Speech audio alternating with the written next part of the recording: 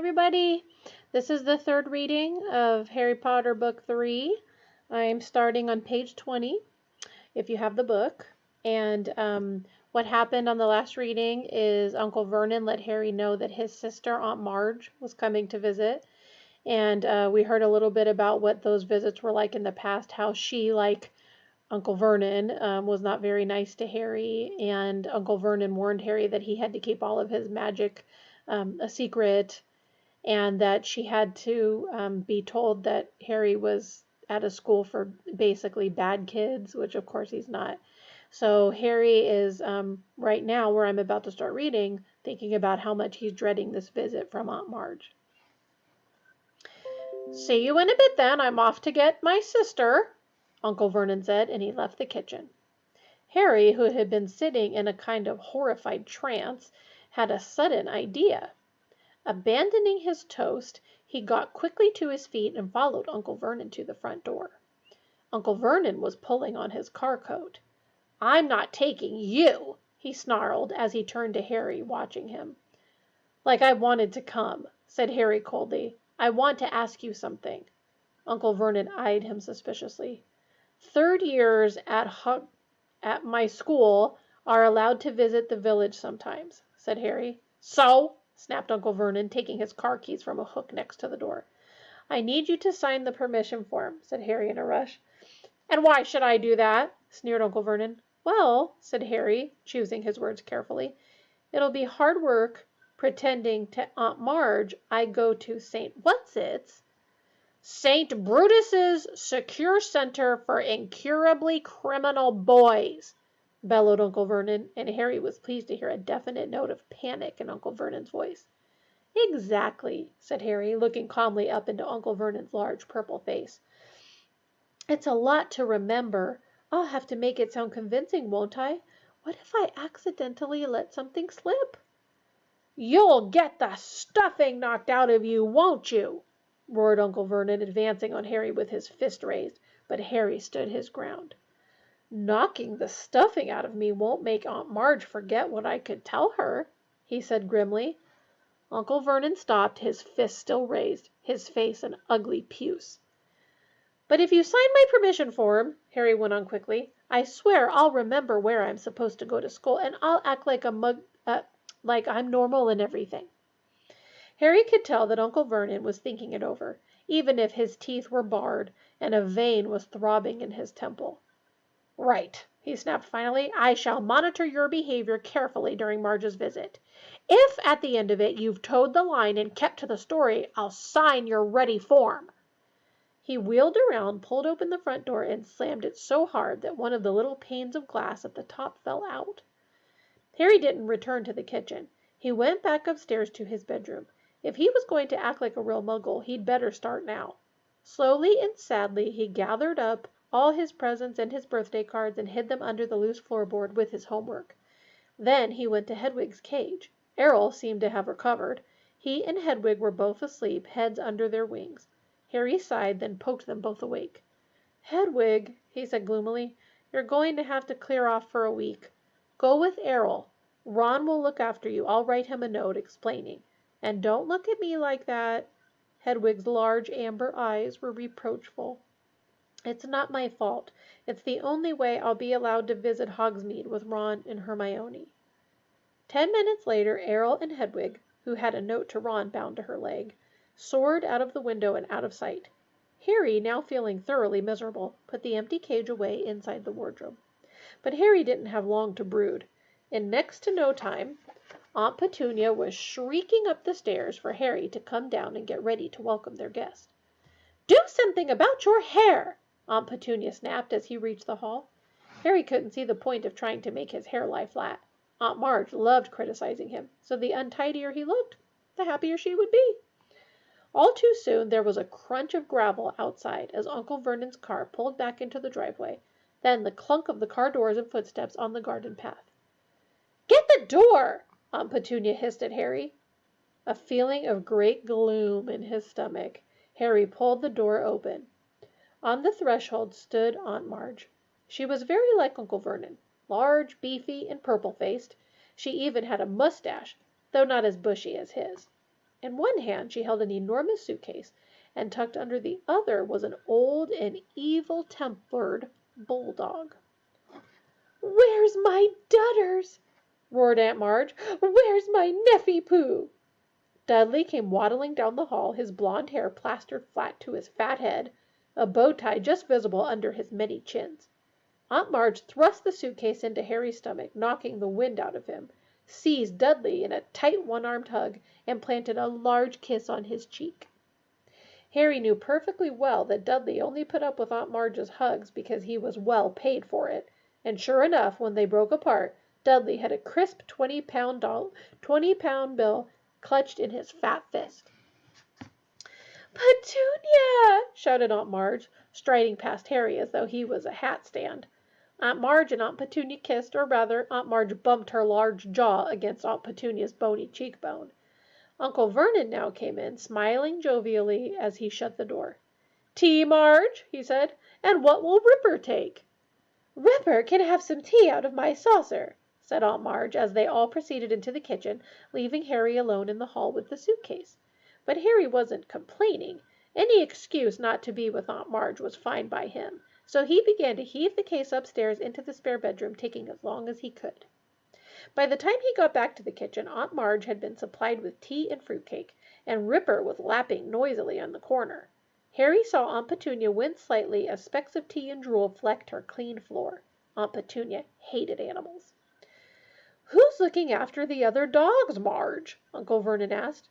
"Oh, I've got Colonel Fubster managing them," boomed Aunt Marge. "He's retired now. Good for him to have something to do. But I couldn't leave poor old Ripper. He pines if he's away from me." Ripper began to growl again as Harry sat down. This directed Aunt Marge's attention to Harry for the first time. "So," she barked, "still here, are you?" "Yes," said Harry. "Don't you say yes in that ungrateful tone," Aunt Marge growled. "It's darn good of Vernon and Petunia to keep you. Wouldn't have done it myself. You'd have gone straight to an orphanage if you'd been dumped on my doorstep." Harry was bursting to say that he'd rather live in an orphanage than with the Dursleys, but the thought of the Hogsmeade form stopped him.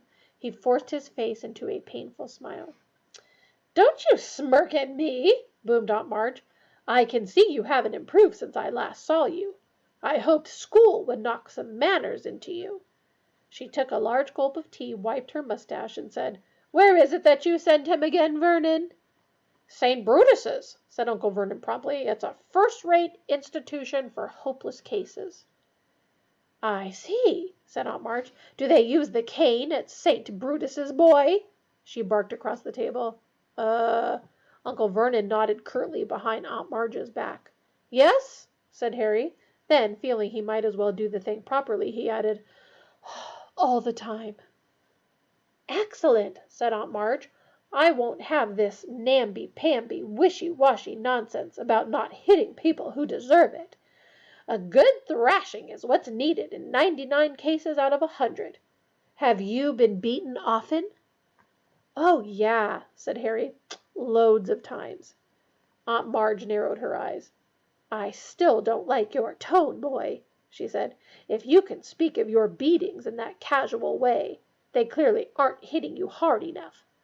Petunia, I'd write, if I were you. Make it clear that you approve the use of extreme force in this boy's case."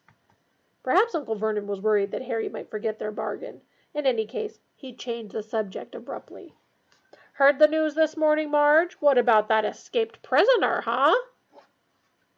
As Aunt Marge started to make herself at home, Harry caught himself thinking almost longingly of life at number 4 without her. Uncle Vernon and Aunt Petunia usually encouraged Harry to stay out of their way, which Harry was only too happy to do. Aunt Marge, on the other hand, wanted Harry under her eye at all times, so that she could boom out suggestions for his improvement. She delighted in comparing Harry with Dudley, and took huge pleasure in buying Dudley expensive presents while glaring at Harry, as though daring him to ask why he hadn't got a present too. She also kept throwing out dark hints about what made Harry such an unsatisfactory person. "You mustn't blame yourself for the way the boys turned out, Vernon," she said over lunch on the 3rd day. "If there's something rotten on the inside, there's nothing anyone can do about it."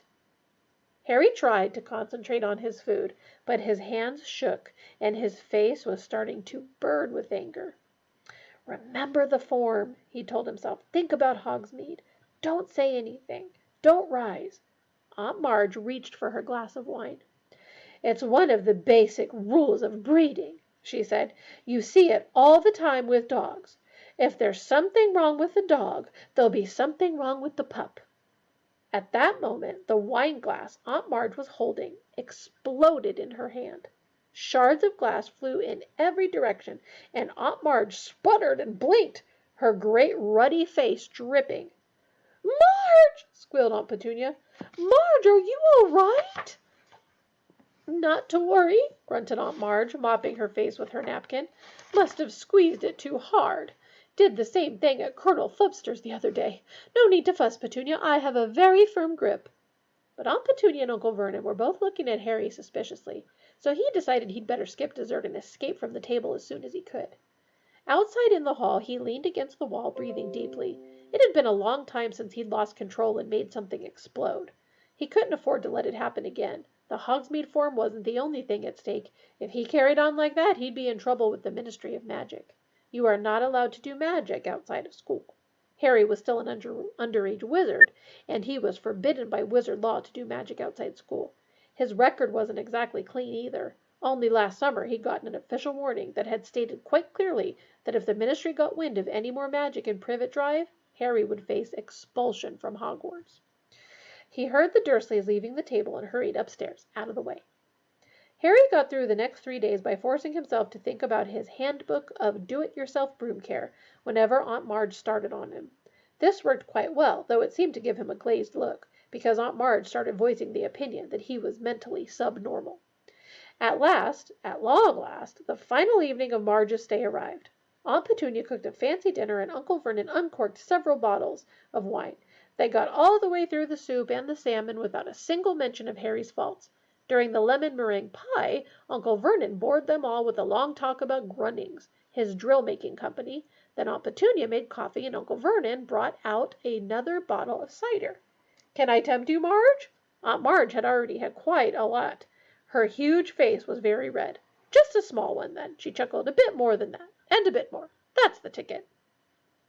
Dudley was eating his 4th slice of pie. Aunt Petunia was sipping coffee with her little finger sticking out. Harry really wanted to disappear into his bedroom, but he met Uncle Vernon's angry little eyes and knew he would have to sit it out. "Ah," said Aunt Marge, smacking her lips and putting the empty glass back down. "Excellent nosh, Petunia. It's normally just a fry-up for me for an evening, with 12 dogs to look after." She burped richly and patted her great tweed stomach. "Pardon me, but I do like to see a healthy-sized boy," she went on, winking at Dudley. "You'll be a proper-sized man, Dudders, like your father. Yes, I'll have a spot more than Vernon. Now this one here." She jerked her head at Harry, who felt his stomach clench. "The handbook," he thought quickly. "This one's got a mean, runty look about him. You get that with dogs. I had Colonel Flubster drown one last year. Ratty little thing it was. Weak. Underbred." Harry was trying to remember page 12 of his book, "A Charm to Cure Reluctant Reversers." "It all comes down to blood. As I was saying the other day, bad blood will out. Now I'm saying nothing against your family, Petunia." She patted Aunt Petunia's bony hand with her shovel-like one. "But your sister was a bad egg. They turn up in the best families. Then she ran off with a rostral, and here's the result right in front of us." Harry was staring at his plate, a funny ringing in his ears. "Grasp your broom firmly by the tail," he thought, but he couldn't remember what came next. Aunt Marge's voice seemed to be boring into him like one of Uncle Vernon's drills. I gotta stop there. Our videos can only go 15 minutes at a time. So I stopped at the top of page 28. See you tomorrow.